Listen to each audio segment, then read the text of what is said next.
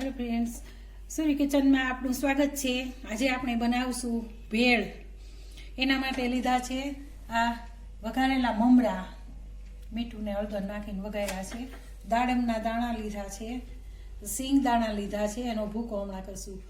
આ ખજૂર અને આંબલી લીધી છે, આ ટમેટાની કચુંબર લીધી છે, અને આ સેવ લીધી છે, સમારેલી ડુંગળી લીધી છે, અને બાફેલા બટેટા લીધા છે, અને લીલી ચટણી માટે કોથમીર અને મરચાં લીધા છે। આમાં લસણ અને સિંગદાણા નાખીશું અને મીઠું ને ધાણા જીરું ને નાખીને લીલી ચટણી માટે લીધું છે। આ લાલ ચટણી ખજૂર આંબલીની ચટણી માટે લીધું છે।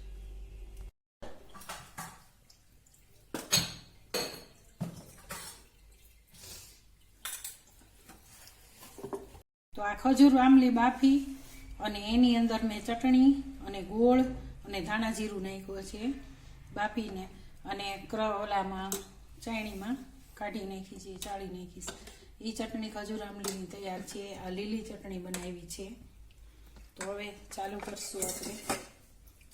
આ મમરા લીધા છે મોટા વાસણમાં, બટેટા નાખશું,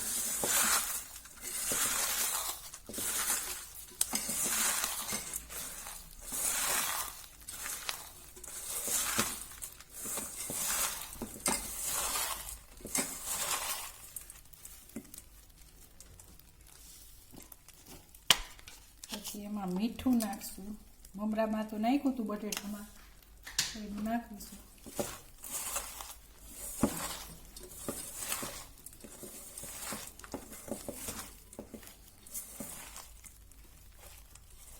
પછી હવે ધાણા જીરું નાખ્યું છે। હવે આપણે સીધી ડીશમાં જ કાઢી લઈશું ભેળ।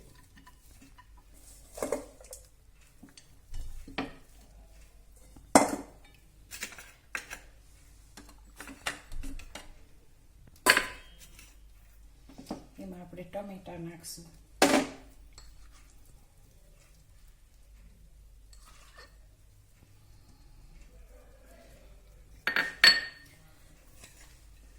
ડુંગળી નાખશું,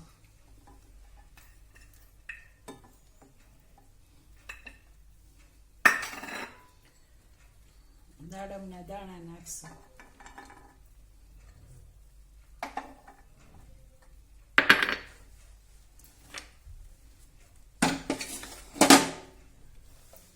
માંડવીનો ભૂકો નાખશું, સિંગદાણાનો,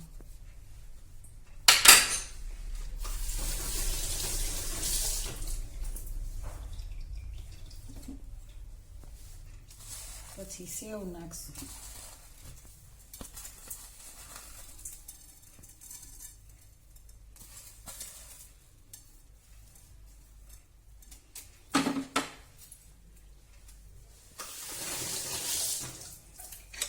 આપણે એની ઉપર લાલ ચટણી છે એ નાખશું। જેવું તીખું ખાતા હોય એવી નાખવાની છે।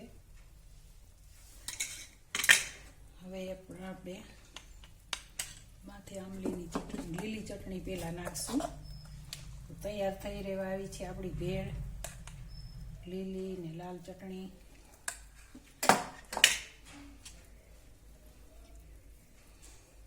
આંબલીની ખજૂર આંબલીની ચટણી